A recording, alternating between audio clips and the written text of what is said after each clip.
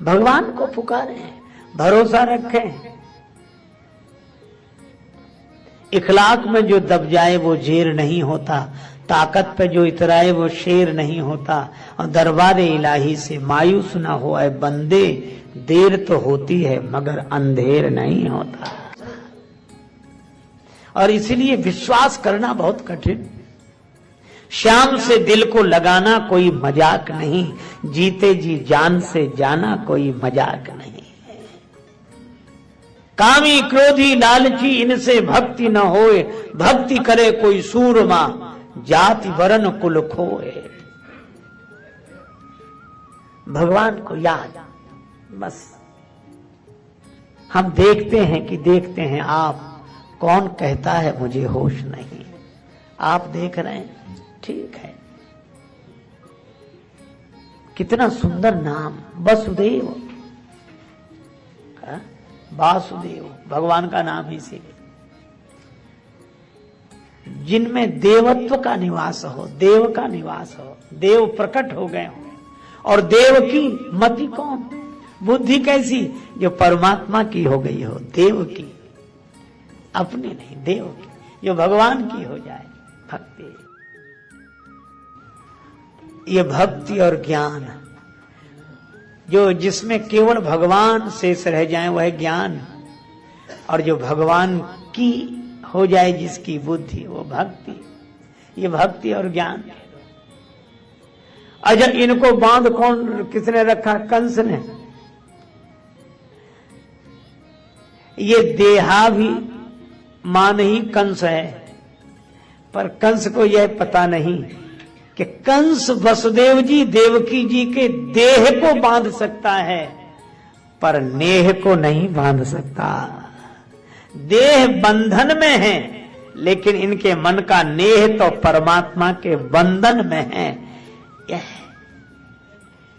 इसीलिए भाई, रन में वन में डगर में कहूं रहे यह देह, तुलसी सीता राम सो लगो चाहिए ने। इसलिए प्रभु श्री हरि स्वीकार करते हैं सदा, मन पुकार। श्री हरि स्वीकार करते हैं सदा जब दिल से होती है, मगर मुश्किल तो ये है, बात ये मुश्किल से होती है। पुकार प्रभु तक पहुंची।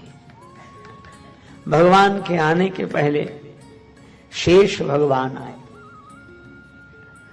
और उनको भी भगवान की माया ने देवकी जी के गर्भ से माता रोहिणी के गर्भ में स्थापित किया। शेष भगवान, अब भगवान की प्रतीक्षा। देखो, शेष भगवान पहले आ गए, भगवान बाद में आए। कभी शेष पहले, विशेष बाद में भगवान। और शेष सैया है भगवान। और यही है, भगवान देवकी माता के गर्भ में आए, देवताओं ने स्तुति की, सत्य स्वरूप परमात्मा की स्तुति की। और एक बार किसी संत से किसी ने पूछा कि माता देवकी के गर्भ में भगवान आ गए, तो क्या भगवान भी गर्भ में आते हैं? और यह संस्मरण पूज्यपाद श्री स्वामी अखंडानंद सरस्वती जी महाराज के द्वारा उल्लेखित है। वे ही श्रीमद् भागवत की कथा कर रहे थे, और जब ये हुआ कि देवकी माता के गर्भ में भगवान आए तो देवताओं ने स्तुति की।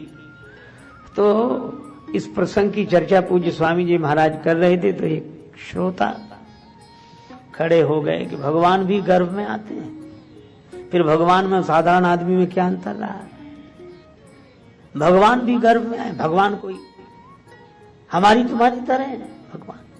तो पूज्य स्वामी जी महाराज बताते थे कि हम कुछ उत्तर देना चाहते थे, कुछ बोलते इसके पहले ही पूज्य श्री उड़िया बाबा जी महाराज विराजमान थे, तो उन्होंने श्रोता को उत्तर देने की जगह उसी से प्रति प्रश्न कर दिया। वह उसने पूछा कि क्या भगवान भी गर्भ में आते हैं, माता के गर्भ में आते हैं भगवान?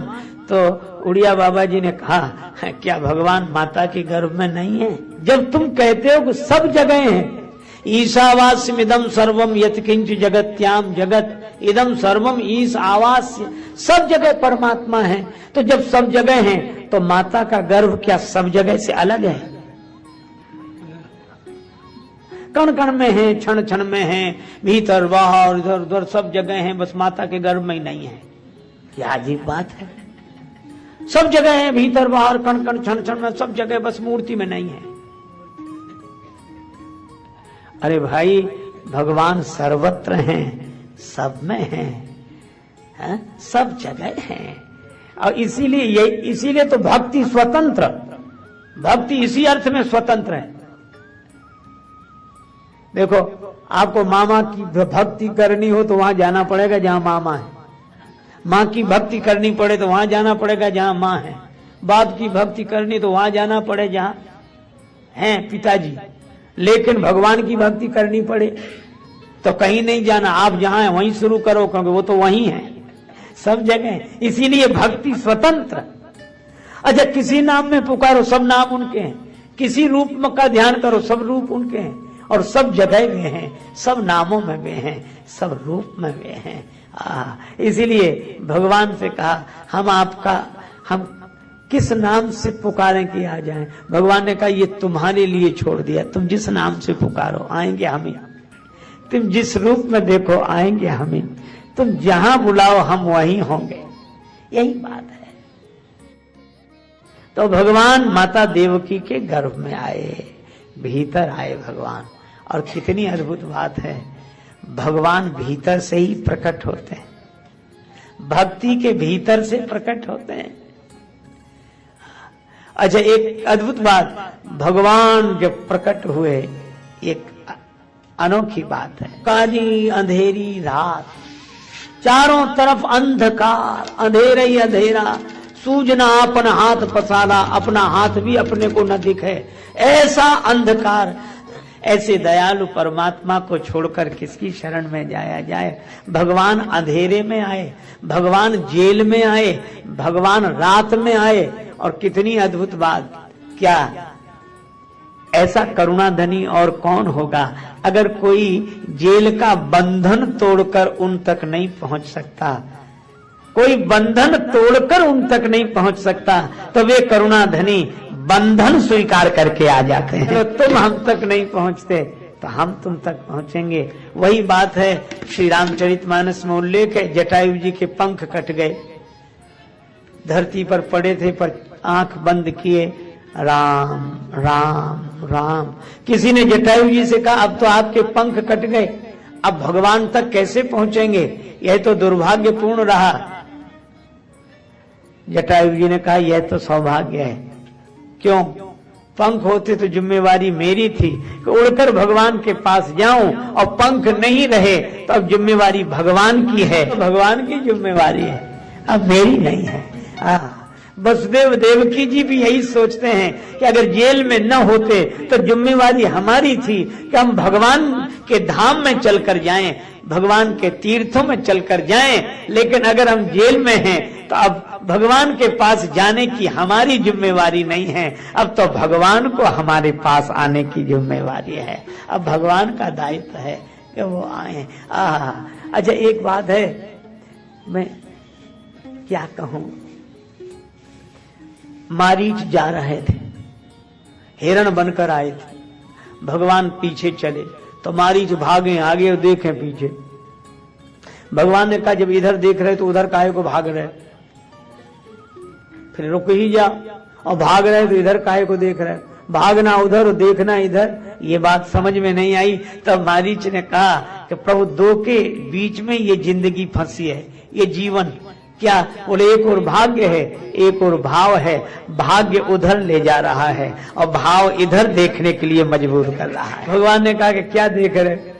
मारीच ने कहा, सन्मुख होई जियो मोहि जबहि, जन्म कोटि अग नासो तबहि। ये सुनकर आया था आपकी शरण में। भगवान बोले, शरण में आए थे तो भागे क्यों? बोले, दूसरी बात याद आ गई, आप यह भी तो कहते हैं, मोहि कपट छल छिद्र न भावा, और मैं हूं कपटी इसलिए भागा। अच्छा, कपट तो आपसे दूर भागता ही है, इसीलिए मैं भाग रहा हूं।